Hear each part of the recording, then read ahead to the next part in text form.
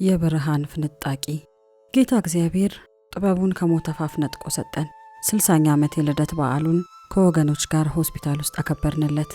በዚህ ደረጃ የጥበቡ ጤንነት መሻሻል ከቀጠለ የካናዳው ቆይታችን በቶሎ ይደመደማል ብለን ብዙዎቻችን ገመትን። ልጃችን ትደነቅ ወደ 11ኛ ክፍል የምትገባበት ጊዜ ነበር። በዚህ ዓመት ለዩኒቨርሲቲ የሚያዘጋጃትን የኢንተርናሽናል ክፍለ ትምህርት መውሰድ የምትጀምርበት ጊዜ ነው። እንኳንስ 3 ሳምንት አንድ እንኳን ከትምህርት ገበታዋ መለየት የማትችልበት ጊዜ ነበር። እንኳንስ 3 ሳምንት አንድ እንኳን ከትምህርት ገበታዋ መለየት የማትችልበት ጊዜ። አባቷ ከአይሲዩና ከነበረበት አስጊ ሁኔታ ይውጣ እንጂ ተሽሎትና ከሆስፒታል ወጥተን ወደ እስራኤል የምንመለስበት ጊዜ ሩቅ ነበር። ስለዚህም የትምህርቷ ነገር አሳሳቢ ጉዳይ ሆነና ከትድነቅ ጋር ጸለይን። እግዚአብሔርም ሌላ አንድ አስደናቂ ቸርነት አደረገልን። ለመርዶኪዮስና ለአይሁድ ሕዝብ ሃማ ካውጠነጠነው የሞት ፍርድ ይታደጋቸው ዘንድ ንጉሥ አርጤክስስን እንቅልፍ ነስቶ መዝገብ ሲያገላብጥ ያሳደረው አይነት ታሪክ ለእኛም ተደገመልን። የልጃችን የትምህርት ዘመን ሊስተጓጎል መሆኑን ያስተዋሉ የጥበቡን መስሪያ ቤት ሰዎች እንቅልፍ እስኪያጡ ድረስ እንዲጨነቁ አደረገ። ስለዚህም በመስከረም ወር መጨረሻ ስልክ ደውለው የልጃችሁ የትደነቅ ትምህርት እየተስተጓጎለ መሆኑ አሳስቦናል። ስለዚህ በአስቸኳይ ካናዳ ወይንም አሜሪካ የምትገባበት ትምህርት ቤት ፈልጊላትና አስታውቂን አሉኝ። እኔም ምስጋናዬን ካቀረብኩላቸው በኋላ መቼም አሁን ካናዳ ያስቀመጠን የጥበቡ የጤንነት ጉዳይ ነው። አሜሪካ ከሆነ ግን ልጆቻችን እምነትና ረቂቅ እዚያ ስለሚኖሩ ከእህቶቿ ጋር ሆና እንድትማር እነሱ ጋር ብንፈልግላት ይሻላል አልኳቸውና ውጤቱን በአስቸኳይ እንድገልጽላቸው ተስማማን። የእነርሱን ስልክ ዘግቼ ወዲያው ወደ ትልቋ ልጃችን ወደ እምነት ደወልኩኝ። ደስታዋ እጅግ ብዙ ሆነ። ማሚ ከትዲ ጋር እኮ እኔና ረቂቅ ብዙ ጊዜ አብሮ መኖር እድል አልነበረንም። አሁን እንዴት ያለ ግሩም እድል እግዚአብሔር ሰጠን አለች። በትዲ መወለድ እግዚአብሔር የባረከን ጥበቡ ከሶማሊያ ከተመለሰ በኋላ ስለሆነ በእርሷና በሁለት እህቶቿ መካከል የ14ና የ15 ዓመት ዕድሜ ልዩነት ነበራቸው። እነርሱ ለኮሌጅ ዕድሜያቸው ሲደርስ ትዲ ገና ትንሽና መዋለ ሕፃናት እንኳን ያልገባች ልጅ ነበረች። ስለዚህ ለእህቷ የሚሆን ጥሩ ትምህርት ቤት ወዲያው ኢንተርኔት ገብታ ስትፈልግ ከሷ ቤት በመኪና የ10 ደቂቃ መንገድ ርቀት ላይ የሚገኝ አንድ እውቅና ሰዎች ልጆቻቸውን በዚያ ለማስገባት በተጠባባቂነት የተመዘገቡበትን ተወዳጅ ትምህርት ቤት አገኘች። ወዲያውኑ የትምህርት ቤቱን ዳይሬክተር ስልክ ደውላ ስታናግር በእርግጥ ለ11ኛ ክፍል አንድ ቦታ ብቻ አለን፣ እሷን ነው መሰል የሚጠባበቀው። የውጭ ተማሪዎች ቪዛ እንድታገኝ የሚያስችላት I-20 ለማግኘት በአብዛኛው ከ3 እስከ 6 ወር ይጠይቃል። የእሷ ግን በስፔሻል ኬዝ በአስቸኳይ የሚያልቅበትን መንገድ እንፈልጋለን የሚል ነበር የዳይሬክተሯ ምላሽ። ስለ ትድዬም ትምህርት በገጠመን ጨለማ ውስጥ የብርሃን ፍንጣቂን እግዚአብሔር አሳየን። እግዚአብሔር ይህንን ታላቅ ቸርነት አድርጎልን ከሚወዷትና ከምትወዳቸው እህቶቿ ጋር ትምህርቷን ለመቀጠል ወደ አሜሪካን ሄደች። ይህ መጽሐፍ ከመታተሙ በፊት ልጃችን ትደነቅ የመጀመሪያ ዲግሪዋን በከፍተኛ ማዕረግ አጠናቃለች። እኔና ጥበቡ በቶሮንቶ የማውንት ሳይናይ ሆስፒታል ቆይታችን የመጀመሪያ ዙር ማብቂያ ላይ ነን። እስካሁን ባለው የሕክምና ሂደት በጥበቡ አካል ውስጥ ብዙ ነገር አልፏል። የቆሽቱን መጎዳት ተከትሎ በሆድ ዕቃ ውስጥ የሚጠራቀመውን ፈሳሽ ለማውጣት በሆዱ ላይ የተንጠላጠሉ የላስቲክ ከረጢቶች አሉ። ቀልጣፋ እግሮቹን ዛሬ እንደ ልቦ አያዛቸውም። የሚሰጠውን የህመም ማስታገሻ ጥሶ አልፎ አልፎ የሚያሰማው የጣር ድምፅ በእኔም ነፍስ ውስጥ እንደ ሰይፍ እያለፈ ነፍሴን እጥፍ ዘርጋ ያደርጋታል። ያ ጥንካሬውና በጉልበቱ ብርታት የሚታወቀው የኔ ጎበዝ ጥበቡ ኃይለ ሥላሴን ቀሰስተኛ ሆኖ ማየት እኔ ልቋቋመው በማልችለው የሐዘን ማዕበል ውስጥ የሚወረኝ ነገር ነበር። ነገር ግን በጣር በሚያሰማቸው ቃላት መካከል ትንሽ አፍታ ሲያገኝ ከአንደበቱ የማይለዩት የነፍሱና የመንፈሱ ድምጾች ውስጡን ፈልቅቀው ይወጣሉ። እግዚአብሔር ይክበር፣ ኢየሱስ ጌታ ነው፣ አምላኬ በዙፋኑ ላይ ነው ሲል ሊያናውጠን የመጣውን ነውጥ የመበታተናቸው ጉልበት አስደናቂና መለኮታዊ ነበሩ። እኔንም ደካማዋንና ርብትብቷን ባለቤቱን እንደሌላ ብርቱ ሰው አድርጎ በጎኑ እንድቆም ኃይል ሆነውኝ ነበር። አሁን በስጋው ጎስቁሎና ደክሞ ይታይ በነበረው በህመም አልጋው ላይ የጥበቡን በትዕግስት በፍቅር በሰፊ ፈገግታና በብርሃን የተሞላ ፊት አይተው በወጡ ቁጥር በገዛ መንፈሳቸው ተወቅሰውና ፊታቸውን መዝነው የወጡና ይህንንም የመሰከሩ ብዙዎች ነበሩ። ቀብሩ የት ነው? ትዝ ይለኛል በኦክቶበር ወር አንድ ሰኞ ጥበቡ ደጁን አፍቆታል። ወጣ እያለ መመለስ ይችል እንደው የዴይ ስፓ እንዲሰጠው ሐኪሞቹን ጠየቅናቸውና ከድፍን 2 ወር በኋላ መጋቢ ዘካርያስ በመኪናው ይዞን ወጣ። ለመጀመሪያ ጊዜ ያን ከሞት ጋር ትንቅንቅ የገጠምንበትን ሆስፒታል ጥበቡን በህይወት ይዘን መውጣታችን ልዩ ሲቃ ውስጥ መንፈሴን ጨምሮታል። ከተማውን ዞር ዞር ሊያደርገን ነበር አወጣጡ። መጋቢ ዘካርያስ አይ በዚህ ወቅት መገኘት ያለብን ለምስጋና በእግዚአብሔር እግሮች ስር ነው፣ ቤተ ክርስቲያን ውስጥ አልኩ። በውስጤ ነፍሴ እግዚአብሔርን እያባረከች ድንገትም መጋቢ ዘካርያስ አቅጣጫውን ቀየረና እህት ሊሻ አሁን የምንሄደው ወደ ቤተ ክርስቲያን ነው። የሚገርምሽ ሰኞ ዕለት የቤተ ክርስቲያናችን ቁልፍ ፈጽሞ በእጄ ሆኖ አያውቅም። ዛሬ ግን ቁልፉ በእጄ ስላለ ወደዚያው ነው የምንሄደው አለኝ። የልቤን መሻት እንዴት አገኘኸው? ኦ ፓስተር ዘካርያስ እግዚአብሔር ይባርክህ። እሱን ነበር እኮ አሁን ልቤ እየተመኘ የነበረው አልኩት። ነፍሴ በውስጤ ፈነጠዘች። እንደደረስን ከመኪናው ወርደን በቀጥታ ወደ መሰብሰቢያው አመራን።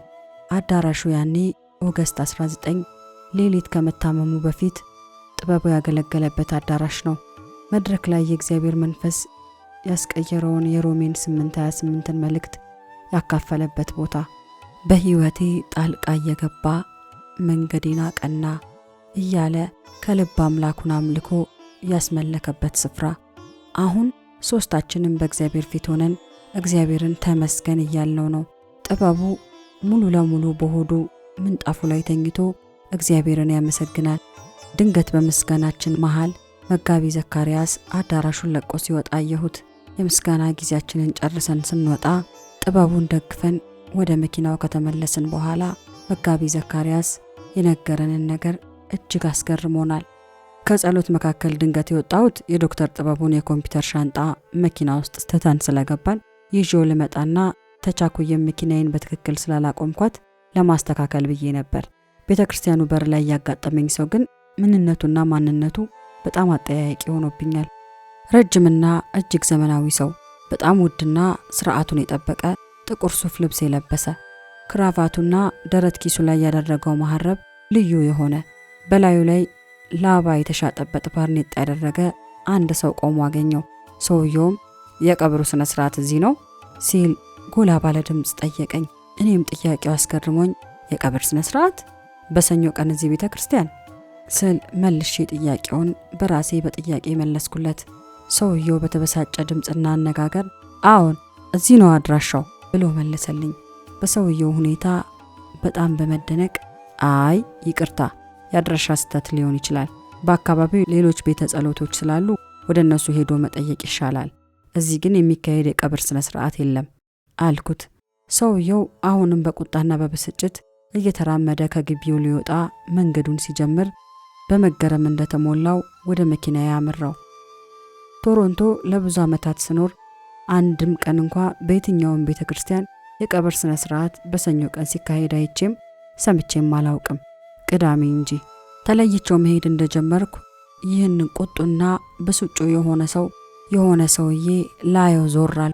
መሬት ይግባ ሰማይ የት እንደሄደ አጣሁት። ድንቅ ነው አምላካችን እግዚአብሔር በጥበቡና በሞት መካከል እንዴት ጣልቃ እንደገባ።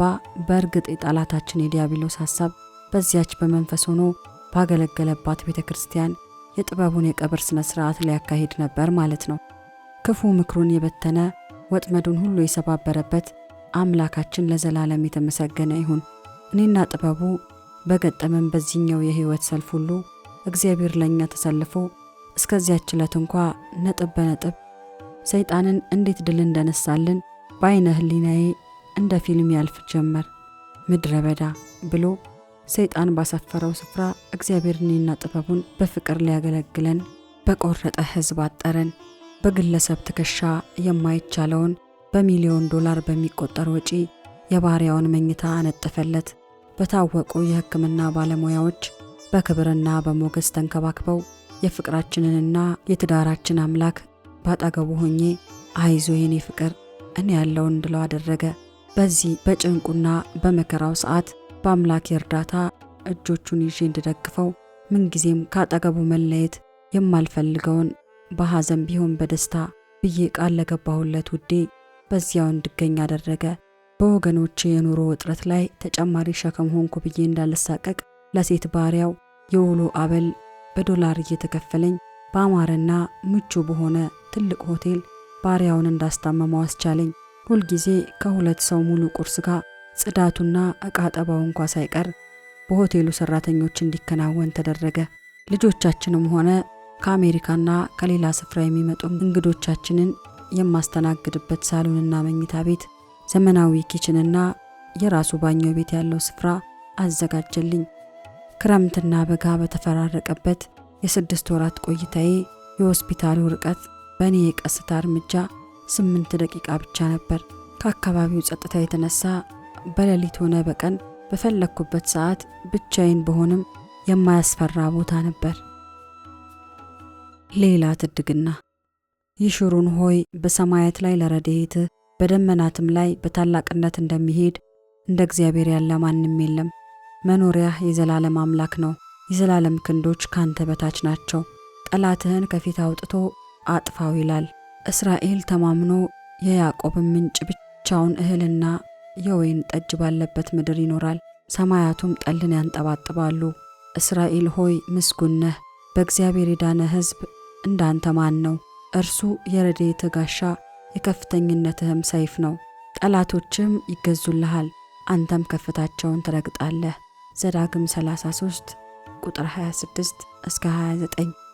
2 ወር ከ1 ሳምንት ሲያክመው የሰነበተው የሐኪሞቹ ቡድን የጥበቡን የጤንነት ሁኔታ ሙሉ ለሙሉ የተሻለው ባይሆንም በቀጠሮዎች እየተመላለሰ ሕክምናውን እስከ ጊዜው እንዲቀጥል ወሰነ። ኦክቶበር 23 ከማውንት ሳይናይ ሆስፒታል ወጣን። እኔ ወደምኖርበት ሆቴል ይዘነው ገባን። እግዚአብሔርን አመሰገን ነው። ጥበቡም ለመጀመሪያ ጊዜ ያረፍኩበትን ሆቴል አይቶ ስለ እግዚአብሔር ቸርነት ደስ አለው። ከሆስፒታሉ ውጪ ሆቴላችን ባሳለፍናቸው ጊዜም ከወገኖች ጋር ስንጸልይ እግዚአብሔር በመካከላችን ሲገኝ አይተነዋል። ከነዚህ በአንዱ ቀን እግዚአብሔር በፓስተር ዘካርያስ ውስጥ በመጣው መልእክት ስለ ጥበቡ ሲናገር ገና ለክብር ይፈለጋል ያለን ጊዜም ትዝ ይለኛል። ሆቴል በነበረን ቆይታችን ኖቬምበር 18 ጥበቡ በታመመ በ3ኛው ወርና ከሌሊቱ ልክ በዚያኑ ሰዓት ያየውን አንድ የእግዚአብሔር ትድግናም አልረሳውም። ያን ዕለት ጥበቡ ፓስተር ዘካርያስን አግባብቶ አብረኸኝ ካላደርክ ብሎ ሆቴላችን አሳድሮታል። እናም ፓስተር ዘካርያስ አብሮን ባደረበት በዚሁ ሌሊት ነው። ከሌሊቱ ልክ 9 ሰዓት ጥበቡ ካጠገቤ ተነስቶ ወደ መታጠቢያ ቤት ሲሄድ አይቼው ደርሶ እስኪመለስ በንቃት አዳምጠዋለሁ። ድንገትም ድው የሚል ድምጽ ሰማው። ለካስ ፓስተር ዘካርያስም እንደኔው ነቅቶ ይጠባበቅ ኖሯል። ተሯሩጠን ወደ መታጠቢያው ክፍል ስንገባ ጥበቡ ወለሉ ላይ አዙሮት ወድቆ አገኘ ነው። ጭንቅላቱ ከእብነ በረድ ድንጋዩ ጠርዝ ያመለጠው ለጥቂት ነበር። አግኝቶት ቢሆን እንዴት ዘግናኝ አደጋ በደረሰበት ነበር። የመላእክቱን ጥበቃ በዙሪያው አድርጎ አይተናልና ድንጋጤያችንን ወደ ልዩ ምስጋና እግዚአብሔር ለወጠልን። ይህም የአምላካችን ሌላ ትድግናውን ያየንበት ቀን ሆነልን። ከሆስፒታሉ ውጪ ወር ያህል እንኳን ሳንቆይ እንደገና ለተጨማሪ ሕክምና መግባት ነበረብን። የእምነት ትግላችንም በእግዚአብሔር ሕዝብ የፍቅር ርብርቦች ቀጠለ። መቼም ፓስተር ዘካርያስ ለጥበቡ በጣም የሚመቸው ሰው ስለነበር ምንጊዜም ባይለየው ይወዳል። ሆስፒታል ሳለን ጥበቡ የሚፈልገውን ወይም የሚያሰኘውን ነገር ፓስተር የትም ገብቶ የጥበቡን ምኞት ማሳካት ደስታው ነው። ከብዙዎቹ አንዱ ሁለቱን ላንሳላችሁ። ከሚደረጉለት የተለያዩ የሕክምና ክትትሎች መልስ ጥበቡ በጣም ስለሚበርደው በኤሌክትሪክ የሚሞቅ ብርድ ልብስ እንድናደርግለት ይፈልጋል። በጊዜው ያንን ማግኘት ችግርና ብርቅ ነበር። ፓስተር ዘካርያስ ግን የትም ብሎ ይዞ ከተፍ ይላል። በሌላ ጊዜ ደግሞ ጥበቡ ከተኛበት 14ኛ ፎቅ ላይ ከሚገኘው ክፍሉ ወደ 1ኛው ፎቅ መውረድና ሻይ ቡና እያሉ የኔን መምጣት እንዲጠባበቁ ለወንድም ዘካርያስ ሐሳብ ያቀርብለታል። እሺ ዶክተር፣ ምን ችግር አለ? ቆይ ዊልቸር አምጥቼ እንዲረዱን የጤና ረዳቶችን እንጥራ ይለዋል። መጥሪያው የተደረገላቸው ረዳቶች የውሃ ሽታ ሆነው ሲቀሩ ፓስተር ዊልቸር ፍለጋ ቢወጣም ምንም ሊያገኝ አልቻለም። አይኖቹን ወዲያና ወዲህ ሲያማትር አንድ አልጋ የሚያክል ተሽከርካሪ ትልቅ ወንበር ያገኛል። ይህን ትልቅ ወንበር ሆስፒታል ውስጥ የሚጠቀሙት በሽተኞች ከአልጋ ሲሰለቻቸው እዚያ ላይ እግሮቻቸውን ወደ ላይ ከፍ አድርገውላቸው እንዲቀመጡ የሚያደርጉበት ነው። ወንድም ዘካርያስ የጥበቡን ፍላጎትና ምኞቱን እንዳይፈጽምለትም የሚያግደው ችግር የለም። በጥበቡ ላይ ደግሞ ተሰካክተው በደም ስሩ መድኃኒቶችና ምግብ የሚያቀብሉትን ልዩ ልዩ ከረጢቶች የተሸከመ አንድ ተሽከርካሪ ብረት አለ። ያም ለፓስተር ችግር አልነበረም። ጥበቡን በጥንቃቄ ከአልጋው ላይ አውርዶ እዚያ ትልቅ ተሽከርካሪ ወንበር ላይ አስቀምጦ እነዚያ ሁለት ትልልቅ ተሽከርካሪዎች በአንድ አቀናጭቶ ይዞት ከዚያ ክፍል ወጣ። ወደ ታች ለመውረድም ሆነ ወደ ላይ ለመውጣት አሳንሰሩ ላይ የገጠማቸውንም ችግር በሁለቱም ምክክር አልፈውት የጥበቡን ምኞት ፓስተር ፈጽሞለት ሲመለሱ መንገድ ላይ ተገናኘን። ደነገጥኩ። እነሱ ግን ባደረጉት ነገር ረክተውም ተደስተውም በሳቅ ሲፈነድቁ ስላገኘኋቸው ድንጋጤ ቀርቶ ውስጤን ፈንቅለው በወጣ ሳቅ ተሞላው። ልጆቻችንና የልጅ ልጆቻችን በየአጋጣሚው ወደ ቶሮንቶ መጥተው ከኛ ጋር አሳልፈው ታንክስጊቪንግ ወይም የምስጋና ቀን፣ የክርስቶስ ልደትና የፈረንጆቹ አዲስ ዓመት ለኛ አምላካችንን የምናመሰግንበትና የምንሰባሰብበት ምክንያት ፈጥረውልናል። ጥበቡ ድሮም ቢሆን በጸሎትና በአምልኮ ብቻ ሳይሆን የወገኖች ህብረትና ማዕድ አብሮ መቁረስ የሚያስደስተው ሰው ነው። በትዳራችን ዘመን ሁሉ በኖርንባቸው በተለያዩ ሀገራት በምንቀበላቸውና በምናስተናግዳቸው የእንግዶች ብዛት የኢትዮጵያ ኤምባሲ የሚል ስምም ያወጡልን ሰዎች ነበሩ። በአንድ ጊዜ ከ30 ሰው በላይ ሊያስተናግድ የሚችል እንጀራና ወጥ ከቤታችን አይጠፋም። ለተለያዩ መንፈሳዊ ስብሰባ ወደምንኖርበት ከተማ መምጣታቸውን ከሰማን እንደ ጥንቱ የእምነት አባታችን እንደ አብርሃም ከቤታችን ጣራ ስር ገብተው ማዕድ እንዲቆርሱ ግድ ማለት የጥበቡ ልማድ ነው። እኔም ይህንን መሳይ ንጹህና ለበጣ የሌለበትን ጥበቡ ለሰዎች ያለውን ፍቅር ማገልገል ደስታውንም ማየት ደስታዬ ነው። ለራሱ ከሚጎርስ ይልቅ ሌሎችን ማጉረስ የሚወደው ጥበቡ ዛሬ ግን ያለው በቤቱ ሳይሆን ሆስፒታል ውስጥ ነው። ሊጠይቁት የሚመጡትን ወገኖች በአልጋው ዙሪያም ቢሆን ሲበሉ ማየት ደስታው ነው። ይህ መሻቱ እንኳን እንዳይቀርበት እግዚአብሔር ያደረገልን ቸርነት ብዙ ነው። የልደት በዓል ሰሞን ልጆቻችንና እህት ወንድሞቻችንም ከአሜሪካ እኛን ለመጠየቅ ተሰባስበው ነበር። ጥበቡ በልቡ ለነዚህ ሁሉ የሚበቃ ምግብ በጥሩ ሁኔታ የሚያዘጋጅለት ሰው ገንዘብ ከፍለን እንኳ ባገኘን በማለት ሳይመኝ አልቀረም። የቶሮንቶ ወገኖች ግን ተመካክረው በልቡ ከተመኘውና ካሰበው በላይ ትልቅ ዝግጅት አዘጋጅተው ኖሯል። የሆስፒታሉን ኃላፊዎች አስፈቅደው ለገና ዲኮሬሽን ወደ አስጌጡት አንድ ሰፊ ክፍል የጥበቡን አልጋ ወሰዱ። የምግብ የኬክና የብስኩት አይነቶች የሞሉበት ትልቅ የቡፌ ጠረጴዛ ተዘረጋ። በልቡ ተመኝቶ የነበረውን ሁሉ እግዚአብሔር አድርጎት በማየቱ የተሰማውን ትልቅ ደስታ ከእንባ ጋር መሰከረ። ከወጣትነት ዘመናችን እስከ ዛሬ በመከራም ቢሆን በደስታ በእግዚአብሔር ቤት አብረን ብዙ ከተጓዝናቸው የቅርብ ጓደኞቻችንና ሚዜዎቻችን ወይም የዕረቡ ህብረት ውድነሽ አዘነና ባለቤቷ ግርማ በጋሻው ናቸው። ኤድመንተን ካናዳ ልጃቸውን ለመዳር መጥተው ነበር። ውድዬ ለአንድ ሳምንት ያህል አብራን ለመሆንና ለመጸለይ ቶሮንቶ መጥታለች። ያን የምታውቀውንና የምትወደውን የእምነት አርበኛ ዛሬ ደክሞትና አሞት ማየቷ ትልቅ የልብ ስብራት ቢሆንባትም የመጣችው አይዟችሁ ለማለት ስለሆነ እንባችንን ዋጥ ወገባችንን ጠበቅ ለማድረግ ተስማማን። እኛም በዚያ ሁኔታ አይታን እንደ መንገደኛ ለመሄድ የፍቅር ልቧ ስላልፈቀደላት የአንድ ሳምንት እቅዷን ወደ 1 ወር ለወጠችው። እግዚአብሔርም በቶሮንቶ ያደረገልን ቸርነትና እንክብካቤ ራሶቻችንን በዘይት የቀባልንን የሆነልንንም ሞገስና ክብር አይታ አምላካችንና አምላኳን አመስግናለች። ታዲያ አብረን እየዋልን እያደረን ባሳለፍናቸው የ1 ወር ጊዜ ውስጥ አንድ ፈልጋና አምሯት የቆየ ነገር ኖሯል። በወገኖቿ አስደናቂ ፍቅር ከሚዘረጋልን ማዕድ መሃል ፈልጋ ያጣችው ሽሮ ነበር። ቢቸግራት የትንሹንም የትልቁንም ጉዳያችን ባለቤት ለሆነው ለእግዚአብሔርም ነግረው ኖሯል። እናም እኔና ውድዬ ምሳ ሰዓት አካባቢ ሆስፒታል ከጥበቡ ጋር ሳለን ድንገት አንዲት እህት ከሚያስገርም የምግብ ዝግጅት ጋር ገባች። የወጡ፣ የአትክልቱ፣ የጥብሳ ጥብሱ በአይነት ወጥቶ ተሰለፈ። በምታምር የሸክላ ድስት ችክን ብላ ከተሰራች ተበልታ ከማትጠገብ ሽሮ ጋራ በሆስፒታል የማዕድ አገልግሎት ዙሪያ የማረሳት እህት ካጠገባችን ባለመለየት በፍቅር በጸሎትና በመስጠት ካገለገሉን ቅዱሳን መካከል አንዷ ኢንጂነር አስታረቀች ሻኛ ነበረች። ቀን ስራዋ ላይ የደከመችው ሳያንሳት እኛን ማገልገል ደግሞ ደስታዋ የሆነ አስታ ዘወትር በየማታው እራት ሰዓት ላይ ሆስፒታል ፍሪጅ ውስጥ ያስቀመጥነውንም ሆነ አዲስ የመጣውን ምግብ መልክ ትሰጠዋለች።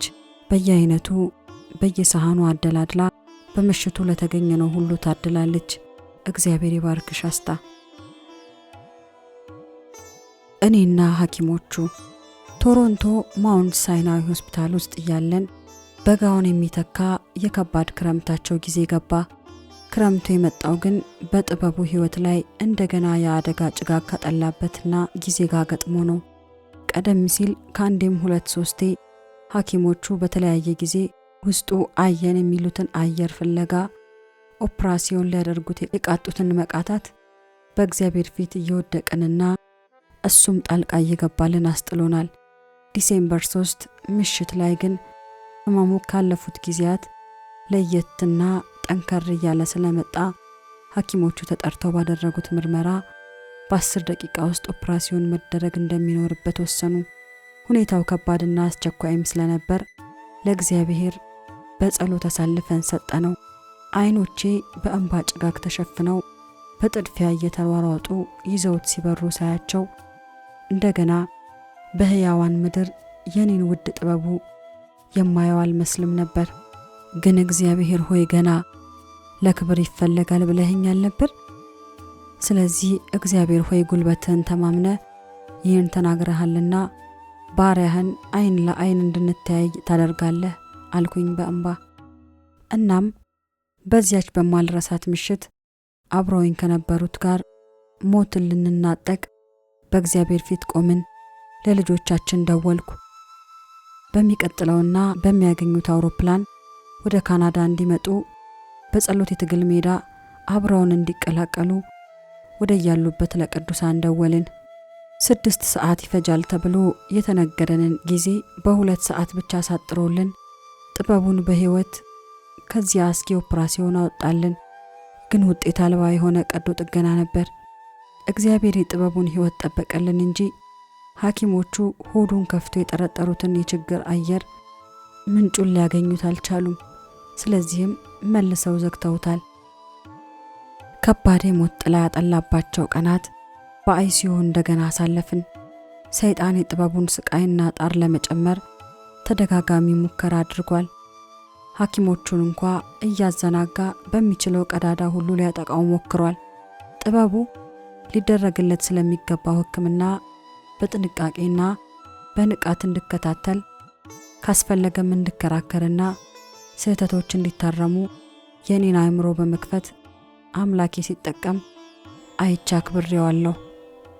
ስለዚህም ተመልካች እንደሌለው ሰው በእጃቸው የተገኘ ለመሆኑ ገብቷቸው ሁሉን በጥንቃቄ እንዲያደርጉ ሆኗል። ተጣድፈው አደገኛ ውሳኔዎች እንዳይወስኑ እስኪገባኝ እንዲያስረዱኝ ካልመሰለኝና የሚሉት ካላረካኝ በይደር ቆይቶ ኦፕራሲዮንን ያህል ነገር አላስፈላጊ ሆኖ ሲያገኙትና ሲቀር አይቻለሁ። ሊሰጡት ከሚገባ የመድኃኒት አይነት ከሐኪሞች ጋር ተከራክሬ ያሸንፋለሁ።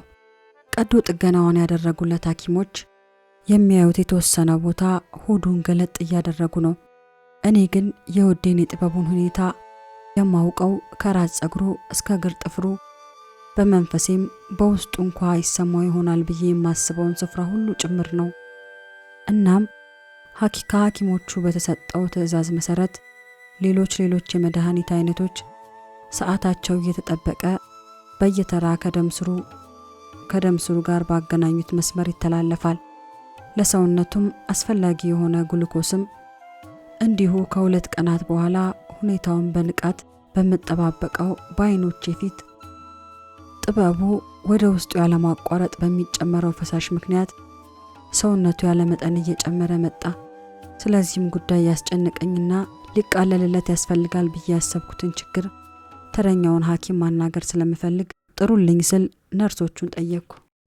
ደጋግሜ ባስጠራትም ቢዚ ነኝ እያለች ተረኛዋ የአይሲዩ ሐኪም አልመጣ ብትል አሁን መተሽ ካላናገርሽኝ ከዚህ ስፍራ አልነቃነቅም፣ ማደር ቢያስፈልግም አድራለሁ በሚለው ቁርጠኛ መልእክቴ ምክንያት መጣች። ሰውነቱን ገልጬ እስከዚህ ድረስ እስከሚጨምር ምንድነው የምትጠብቁት ብያሰ ቀጥሎም ለምን ቢያንስ የገባው ፈሳሽ ከሰውነቱ በተመጣጣኝ ደረጃ በሽንት እንዲወጣለት ሌሲክስ አይሰጠውም፣ ምን እስኪሆን ነው የሚጠበቀው ብዬ ስጠይቃት ደንገጥ ብላ መድኃኒቱን ስሙን ልጠቅስላት በመቻሌ አይ ይህን መድኃኒት አሁን እኔ ላዝለት አልችልም፣ እሱን የሚያክሙት ሐኪሞች ናቸው እንጂ አሁን ደግሞ አርብ ማታ ነው፣ መሽቷል፣ እሁድና ቅዳሜም እነሱ አይገቡም ስትለኝ ጭራሹኑ ውስጥ የተቆጣ ጠንከር ባለ ድምፅ ይቅርታ ዶክተር፣ ይህንን መልስ ካንቺ አልጠብቅም። እዚህ ተመደብሽው የህመምተኞችን ስቃይ ለማስታገስና ካንቺ በላይ የሆነ ነገር ከገጠመሽም ከሚመለከታቸው ጋር ተመካክረሽ ልትወስኝ ይመስሉኝ። ሰኞን መጠበቅ የማይችለውን የአርብ በሽተኛ ምንም ልታደርጉለት ካልቻላችሁ በጣም አዝናለሁ። ሆነ ይህ ባለቤት ላይ ለማየው ችግር መፍትሄ ካላገኘው የሚመለከታቸውን ሐኪሞች በአስቸኳይ እንድትጠሪልኝ እፈልጋለሁ። የበሶቴንና በውስጤ የተጠራቀመውን ሁሉ እየተናነቀኝ ተናገርኳት። በዚሁ መንፈስ ወጥቼ አይሲዩ ቤተሰብ መቀበያ አዳራሽ ወዳሉት ወገኖቼ ሄጄ የሆነውን ነግሬያቸው ጸሎት ገባን። በዚህ መሃል ትልቋ ልጃችን እምነት አባቷ አጠገብ ልትሆንለት ገብታ ነበር። ያቺ የሞገትኳት ሐኪም ልጄን እምነትን ጦርነቱን እንዳሸነፈች ለእናትሽ ንገሪያት፣ የጠየቀችው ሌሲከስ ለአባትሽ እንዲሰጠው ሐኪሞቹ ወስነዋል። ተደነቅኩ። በሐኪሞቹ ሊስተዋል የተገባው ነገር ከነሱ አምልጦ ከኔ የመነጨበት አጋጣሚ ብዙ ነበር። ከዚህም የተነሳ የካናዳዎቹ ሐኪሞች በተለያየ ጊዜ ባለቤት ጂኒየስ ናት፣ ስማርት ናት፣ የሰጠችን ሐሳብ ጠቅሞናል እያሉ በተለያየ ጊዜ ለጥበቡ ሲነግሩት ተሰምተዋል። ገና ለክብር ይፈለጋል። አሁን የቶሮንቶ ወገኖች ፍቅር እየጎተተኝ እንጂ ካናዳን ለቀን መውጣት እንዳለብን ይሰማኝ ጀመር። ይህ ስሜት የኔ ብቻ ሳይሆን የልጆቼም ጭምር ስለሆነ የጥበቡ መስሪያ ቤት እንዲያውቀው አደረግን። የእስካሁኑ የካናዳ ሕክምና ይብቃና የአሜሪካው ደግሞ ይሞከርልን በሚል ዩኒሴፍም ጉዳዩን በትጋት ይከታተል ነበርና ጥበቡ በአስቸኳይ ወደ አሜሪካ ለተጨማሪ ሕክምና የሚወሰድበትን እቅድ አወጣ። ጥቂት እንቅፋቶች ግን በፊታችን ተደቀኑ። እስካሁን ካናዳ የታከመበት የተባበሩት መንግስታት ኢንሹራንስ የሚያገለግለው ከአሜሪካ ውጭ ላሉ የተባበሩት መንግስታት ሰራተኞች እንጂ አሜሪካ ውስጥ አለመሆኑ፣ እኛ ደግሞ የወቅቱ የሥራ ምድባችን እስራኤል እንጂ አሜሪካ ውስጥ አለመሆኑ፣ ኢንሹራንሱ ሊሰራና የማይተናነስ ሕክምና ሊያገኝ ይችላል ተብሎ ወደሚታሰብበትና ወደ ምድብ የሥራ ቦታችን ወደ እስራኤል እኛን ለመላክ የጥበቡ ሁኔታ የረጅሙን ሰዓት በረራ ሊቋቋሙ አለመቻሉ፣ የአሜሪካው ኤትና የተባለው ሌላ ኢንሹራንስ ጥበቡን እንዲያገለግለው ለማድረግ ጥበቡ የአሜሪካ ነዋሪ ወይንም አሜሪካ ውስጥ የተመደበ የተባበሩት መንግስታት ሰራተኛ አለመሆኑ፣ እነዚህን የመሳሰሉ እንቅፋቶች ጥበቡን ይዘን ወደ አሜሪካ እንዳንጓዝ ስለተደቀኑ ጥቂት ቀናት በጸሎት እንደቆየን ከመስሪያ ቤቱ ተደወለልኝ። ለገጠመን ችግር መፍትሄ አግኝተናል። በሚገርም ሁኔታ እንደ አጋጣሚ ጊዜው አሁን ጃንዋሪ የተባበሩት መንግስታት ሰራተኞች ከነበራቸው ኢንሹራንስ ወደ ሌላ መለወጥ ቢፈልጉ መብታቸውን የሚጠቀሙበት ጊዜ ላይ ነን። ይህ በአመት አንዴ የሚሰጥ እድል ነው። በተጨማሪ ደግሞ ምንም እንኳን እናንተ ምድባችሁ እስራኤል ቢሆንም ልጃችሁ ትደነቅ አሜሪካ ውስጥ ህጋዊ ተማሪ ስለሆነች የዚሁ የአሜሪካው ኢንሹራንስ ተጠቃሚ የመሆን መብት አላት። እናንተ ደግሞ በልጃችሁ ምክንያት የነበራችሁን ቀይራችሁ የአሜሪካውን ኢንሹራንስ ተጠቃሚዎች የመሆን ህጋዊ መብት አላችሁ ነበር የስልኩ ፍሬ ሐሳብ። ይደንቃል። አጋጣሚ ይሉታል ሰዎች። እኛ ግን የጊዜው ሁሉ ባለቤትና ተቆጣጣሪ የሆነው አምላካችን የካናዳው ነገራችን በድል የሚጠናቀቅበት ትክክለኛ ሰዓት ላይ እንዳደረሰን አወቅን። በወጀብና በአውሎ ነፋስ ውስጥ መንገድ አለው። መንገድ ባለው አምላካችን ፊት እነዚያን ትልልቅ እንቅፋቶች ሁሉ የክብሩ መገለጫ መረማመጃዎቹ አደረገና የአሜሪካውን መንገድ ወለል አድርጎ ከፈተው። እናም ውሳኔያችንን ለቶሮንቶ ማውንት ሳይናይ ሆስፒታል ሐኪሞች ስንነግራቸው ተደናገጡ። ቅር የተሰኛችሁበትና የምናሻሽለው ጉዳይ ካለ ንገሩን እንባል ጀመር። ይህ ይሆናል ብለው አልገመቱም። ምናልባትም ከመሻል ይልቅ በእጃቸው እያሽቆለቆለ የመጣው የጥበቡ ጉዳይ በምድረ ካናዳ በሞት ይደመደማል የሚል ግምት ነበራቸው። ልባችን ከዚያ ሆስፒታል ከወጣ ቆይቷልና የምናደርገው የሐሳብ ለውጥ አልነበረም።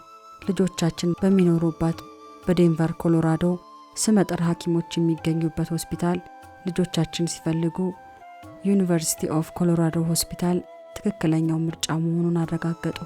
ይህ ሆስፒታል በአዳዲስና ዘመናዊ መሳሪያዎች ተሟልቶ ከመሃል ከተማ ወደ ሰፊና ቦታ ተዘዋውሮ በቅርቡ ስራውን ጀምሯል። ሆስፒታሉ በማናቸውም ረገድ የተሟላ ኃላፊነት ከወሰደው ዩኒሴፍና አዲሱ ኢንሹራንስ ኤትና ጋር ተፈራርሞ ከባድ ጥንቃቄ በተሞላበት ሁኔታ የተባበሩት መንግስታት ዲፕሎማት ጥበቡ ኃይለ ሥላሴን በደስታ ሊቀበለው ዝግጅት አደረገ። የሁኔታዎች እንዲሰምሩ መገጣጠም ገና ለክብር ይፈለጋል የሚለውን መልእክት ትዝ አሰኘኝ። የኔን ውድ ባሪያውን ጌታ እግዚአብሔር እንዴት እንዳከበረው አስተዋልኩ። ቶሮንቶ ለዴንቨር አስፈላጊውን ዶክመንት አስረከበ። እኔና ጥበቡን ብቻ ከሁለት ነርሶችና ፓይለቶች ጋር ይዞን የሚበራ አውሮፕላን የተባበሩት መንግስታት አዘጋጀ። 6 ወራት በፍቅር በፍጹም መሰጠትና መስዋዕትነት አብረውን የተጋደሉልን ወገኖቻችንን ተሰናብተን የቶሮንቶን አየር ለመልቀቅ በረራ ጀመርን። ጥቂት እንደተጓዝን ግን ከፓይሎቶቹ ዘንድ አንድ ያልተጠበቀ አሳሳቢ ጉዳይ ተነገረን። አውሮፕላኑ የአየር ፕሬሸር ችግር ስለገጠመው ቴክኒሽያኖች እንዲያስተካክሉት ወደ ቶሮንቶ በመመለስ ላይ ነን። በምድረ ካናዳ ቢቻለው በሞት የኛን ነገር ሊደመድም ሰይጣን ያደረገው የመጨረሻ የሞት ሽረት ትግል። እናም ይህን የጠላቴን ተግዳሮት ስረዳ ቋንቋ ጠፋብኝ። ከመንፈስ ቅዱስ ስለተሰጠን በልሳን የመጸለይ ስጦታ እግዚአብሔርን ያመሰግንኩበት አንዱ ያቀን ነበር። የጠላት የዲያብሎስን ሥራ በአየርና በምድር የሚሰሩትን የጨለማ ሰራዊት በእግዚአብሔር ስም እያሰርኩ ቶሮንቶ አየር ማረፊያው በሰላም ደረስን። የተባሉት ቴክኒሽያኖች ያን አውሮፕላን ሊሰሩት አልቻሉም። ችግሩ ጠንከር ያለ ነበርና፣ ስለዚህ ሌላና ልዩ እንዲያውም ከፊተኛው ያማረና የተሻለ ምቾት ያለው አውሮፕላን ቀርቦልን አምላካችን በክብርና በደህና አሜሪካ ደረሰን። አምቡላንስ አውሮፕላን ማረፊያው ተዘጋጅቶ ይጠብቀን ነበርና ለጥበብ የተዘጋጀለትን መኝታ ለመያዝ ወደ ሆስፒታሉ አመራን። ከልጆቻችንና ዴንቨር ከተማ ይጠብቁን ከነበሩ ወገኖቻችን ጋር በድል ፌብሩዋሪ 15 ቀን 2008 እንደ አውሮፓውያን አቆጣጠር ተቀላቀልን። በአሜሪካ የሐኪሞቹ አቀባበል፣ የነርሶቹና የጤና ረዳቶቹ መንፈስ፣ ፈገግታቸውና ስርዓታቸው ከካናዳዎቹ በጣም የተለየና ደስ የሚያሰኝ ነበር። በቶሮንቶና በዴንቨሩ የአየር ንብረት መካከል ያለው ልዩነት ሁሉን እንኳ ሳይቀር ከጨለማ ወደ ብርሃን የመውጣት ያህል ነበር። ካናዳም ሆነ አሜሪካ ወቅቱ በሁለቱም ሀገሮች የክረምትና የበረዶ ጊዜ ነበር። ልዩነቱ ግን ቶሮንቶ እንደ ግድግዳ ተከምሮ በነበረው በረዶ ክምር ላይ በአብዛኛው የሚውለው የጨገገው ቀን ሲሆን፣ ዴንቨር በሚጥለው በረዶ እስከሚቀልጥም ቢሆን ወዲያውኑ በሚወጣው ፀሐይ ሲያንጸባርቅ ዓይንንም ሆነ መንፈስን ደስ የሚያሰኝ ነው። በተጨማሪም ኮሎራዶ የአሜሪካው ስዊዘርላንድ በመባል በሚታወቅባቸውና የሮስኪ ማውንቴንስ በተባለው ተራራዎች የተዋበ ስለሆነ ቱሪስቶች በየክረምቱ የሚጎበኙት ስፍራ ነው። ከዓመት እስከ ዓመት በበረዶ ተሸፍነው ከሆስፒታሉ በስተሰሜን የሚታዩት እነዚያ ተራራዎች ደስ ያሰኛሉ። ወደ ጥበቡ የጤንነት ጉዳይ ስንመለስ ከቶሮንቶ ዶክመንት ሌላ የራሳቸውን ምርመራ ሲያካሂዱ ካናዳ ውስጥ ለቀዶ ጥገና የዳረገውን አየር ምክንያቱ ምን እንደሆነ ለመጀመሪያ ጊዜ አሜሪካኖቹ ደረሱበት። ለካንስ በቆሽቱ መጎዳት ምክንያት የተጠራቀመውን ፈሳሽ ከሆድ ዕቃው ለማውጣት ካናዳዎቹ ባደረጉት ፕሮሲጀር አልፈው ትልቁን አንጀት ሸንቁረውት ኖሯል። እንግዲህ በዚህ ምክንያት ነበር ጥበቡ በአንድ በኩል 5 ዓመት ከ12 ቀናት በፈጀ ተደጋጋሚ ሕክምና ነክ ጣጣዎች ውስጥ የገባው። በሌላም በኩልም ቤተሰባችንና የእግዚአብሔር ሕዝብ የእምነትና የተስፋ ተጋድሎ ሲያደርግ የከረመው። አሜሪካ መምጣታችንና ዋናው ችግር መታወቁ ግን ገና ለክብር ይፈለጋል የሚለውን መልእክት በእምነትና በተስፋ አተኩረን ለመጠበቅ መጋረጃችንን የቀደደ አጋጣሚ ነበር። የእፎይታ ጊዜ። የዴንቨሩን ከቶሮንቶ ልዩ የሚያደርገው አንዱ ልጆቻችን ሰፊ ቤተሰቦቻችን በከተማው በመኖራቸው እንደ ካናዳው በርቀት ሳይሆን በየዕለቱ አብሮ መሆን የመቻላችን ጉዳይ ነበር። አሜሪካ ውስጥ በተለያዩ ከተማዎች ያሉም ዘመዶቻችን በቀላሉ እየመጡ ሊያዩን መቻላቸውም ከሩቅ ይጨነቁ ለነበሩ ሁሉ እፎይታ ሆነ። ሌላውና ትልቁ ልዩነት ግን ከጥቂት ጊዜ በኋላ በጥበቡ ላይ መታየት የጀመረው የጤና መሻሻል ነው። በአንድ ወር ከአንድ ሳምንት ጊዜ ውስጥ እቤት ድረስ በሚመጡ ነርሶች አገልግሎት ሊሰጠው የቀረውን የሐኪም ክትትል በውጪ ሊቀጥል ከሆስፒታል ወጣን። የውዴ የጥበቡ እግሮች እንደገና በሕያዋን ምድር በቅዱሳንም ጉባኤ መካከል ጌታን ከፍ ከፍ ለማድረግ መመላለስ ጀመሩ። በጸሎትና በምልጃ ከጎናችን ያልተለዩን የዴንቨር የኢትዮጵያ ወንጌላውያን ቤተክርስቲያን ምእመናን እንዲሁም ፓስተር እንደሻውና ፓስተር ኤርሚያስ በሕይወታችን ያላቸው ድርሻ እንደ ቶሮንቶ ወገኖች እጅግ ታላቅ ነው። አምላካችን የሰራዊት ጌታ እግዚአብሔር ያደረገልንን ሁሉ አሜሪካ ውስጥ በጉባኤ ፊት ቆመን የመጀመሪያውን ምስክርነት ለጌታ ክብር የሰጠነው ዴንቨር ኮሎራዶ ነው። ዴንቨር ሳለን ከነዚህ በአንዱ ቀን ስልክ ከጥበቡ ዋና መስሪያ ቤት ከኒውዮርክ ተደወለ። ጥበቡ፣ ጤናህን በሚመለከት ሁላችንም ከነበረብን ስጋት ስለወጣ በጣም ደስ ብሎናል። እኛ አሁንም ቢሆን የምናስበው ስላንተ ጤንነት እንጂ ስለ ስራው አይደለም። ስለሆነም ውጥረትና ውዝግብ ወዳለበት ወደ እስራኤል መልሰን ልንልክ አንፈልግም። የጡረታ ጊዜ እስኪደርስ ወደ ዋናው መስሪያ ቤታችን ልናዞር አስበናል። የጤናህንም ጉዳይ በሚመለከት እዚሁ አሜሪካ ባሉት እስካሁን በረዱ ሐኪሞች ክትትሉን ብትቀጥል የሚሻል ይመስለናል። ምርጫህን ብታስታውቀን። አዎ፣ ግን አለ ክብር ይፈለጋል። እናም ወደ ኒውዮርክ በሲኒየር አማካሪነት ተቀየርን። ድንቅ ነው እግዚአብሔር እንደተናገረው እንዲሁ ሲሆን ማየት።